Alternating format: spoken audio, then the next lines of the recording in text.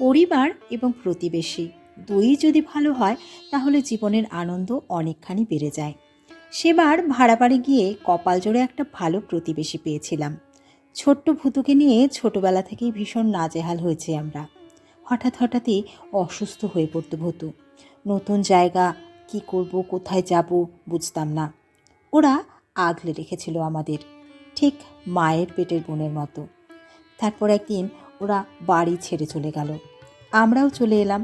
ফোনে কথা হতো, একদিন ফোন নাম্বারটাও হারিয়ে গেল। তারপর যোগাযোগ বিচ্ছিন্ন। আসলে কিছু মানুষকে কোনো দিন ভোলা যায় না, ওদেরকেও ভুলতে পারবো না। ফ্রেন্ডস, বড্ড খিদে পেয়ে গেছিলো, ভুতুকে স্কুল ছেড়ে দিয়ে এসে বানিয়ে নিলাম একটু আপ্পাম। তো এখন এটাই খাবো।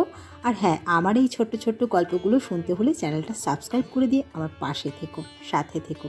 আর ভিডিওটা ভালো লাগে লাইক শেয়ার করে দিও। আজ